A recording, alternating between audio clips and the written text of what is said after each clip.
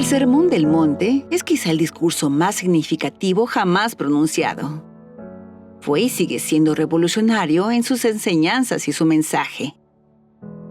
Tal vez ningún otro sermón de Jesús puede comparársele a la hora de ayudarnos a comprender mejor los atributos y cualidades del Salvador.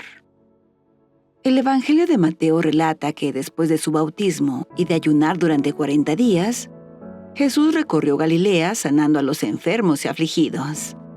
A medida que la fama de Jesús se extendía por los alrededores, multitudes de personas comenzaron a seguirlo, deseosas de aprender más sobre este hacedor de milagros. Al ver que las multitudes le seguían, Jesús subió a un monte frente al mar de Galilea, y con este escenario, el Salvador comenzó a enseñar. Las Escrituras a menudo asocian las montañas con lugares de culto y con sitios para recibir revelaciones de parte de Dios. El Señor le ordenó a Abraham que sacrificara a Isaac en la cima del monte Moría, y allí se le mostró el poder intercesor del Mesías. En el monte Sinaí, Moisés recibió los 10 mandamientos, las instrucciones y las ordenanzas relacionadas con el tabernáculo. Mientras estaba en el monte Carmelo, Elías mostró el poder de Dios al hacer descender fuego del cielo. Cada una de estas montañas actuó como un puente, por así decirlo, acercando los cielos a la tierra. Aquí en este monte, con vista del hermoso mar de Galilea, el Salvador una vez más traería el cielo a la tierra. El sermón de Jesús comenzó con lo que ahora se conoce como las bienaventuranzas. La palabra bienaventuranza significa ser bendecido, próspero o abundante. Al dar esta lista de 8 bienaventuranzas, Jesús hace diferencias significativas con respecto a los 10 mandamientos. En lugar de dar una lista de no harás, da una lista de cosas en las que debemos convertirnos. Utiliza frases como bienaventurados los misericordiosos, porque ellos alcanzarán misericordia. Bienaventurados los de limpio corazón, porque ellos verán a Dios.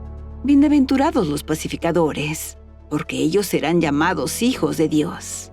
Observe que cada una de ellas habla de quién es la persona, y no solo una lista fácil de lo que debe y no debe hacerse. Por ejemplo, ¿cómo se llega a ser misericordioso? ¿Se trata de algo que se hace una vez y que puede tacharse una vez completado?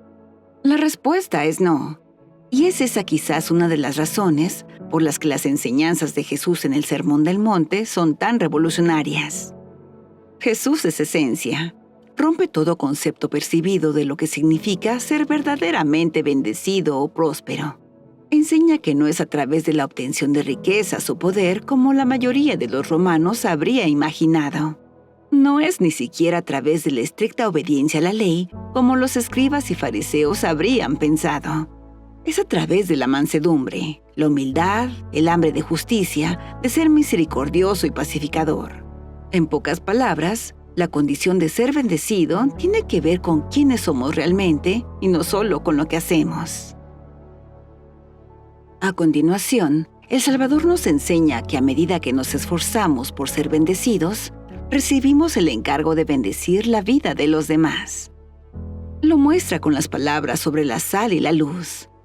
La sal en la antigüedad era extremadamente importante, pues no solamente se usaba para resaltar otros sabores y especias, sino que, lo que es aún más importante, también se usaba como conservador.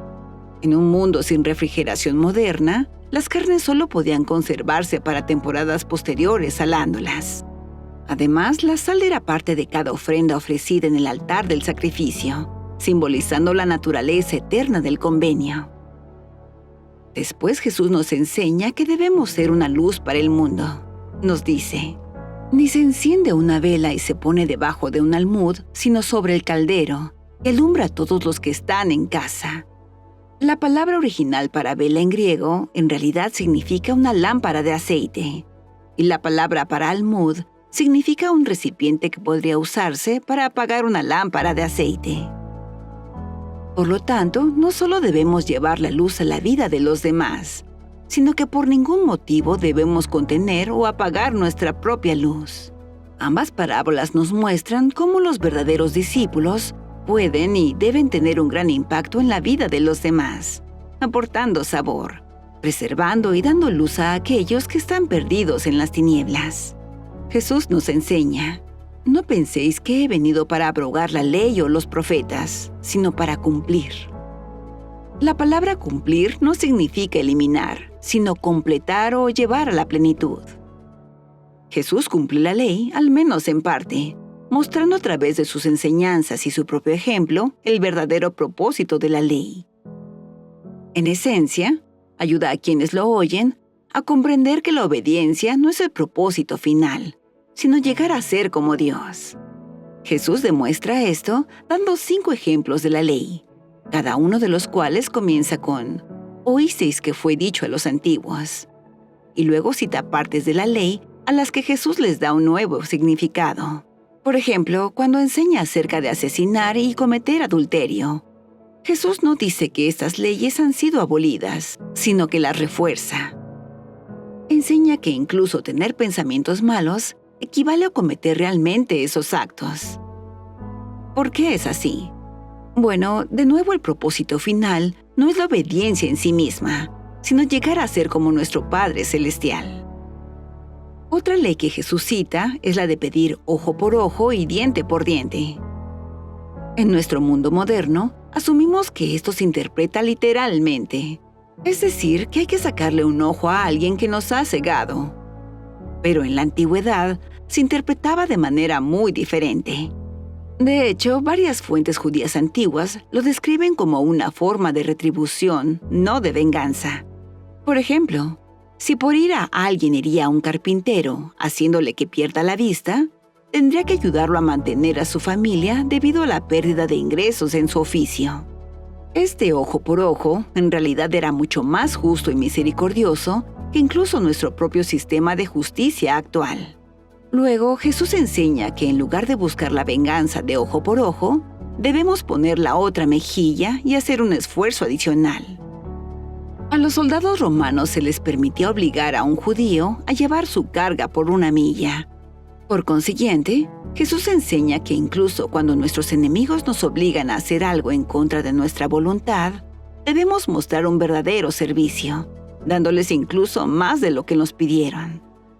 El Salvador concluye las 5 declaraciones con quizás la enseñanza más significativa. Oísteis que fue dicho: amarás a tu prójimo y aborrecerás a tu enemigo. Pero yo os digo, amad a vuestros enemigos, bendecid a los que os maldicen, haced bien a los que os aborrecen, y orad por los que os ultrajan y os persiguen.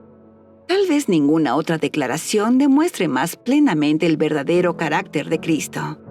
Cuando es traicionado por Judas y arrestado por los sacerdotes del templo en Getsemaní, Jesús se da la vuelta y sana al soldado que lo arrestó. En la cruz, con un sufrimiento incomprensible, el Salvador perdona a aquellos que le causaron tanto dolor. Y tal vez lo más significativo de todo es que cuando cada uno de nosotros peca constantemente y se aleja de la perfección que Jesús nos ordenó, Él nos perdona rápidamente, nos acepta y nos ayuda a comenzar una vez más nuestro camino de discipulado. El camino hacia la perfección, como Jesús lo ordena en Mateo capítulo 5, puede parecer imposible de alcanzar.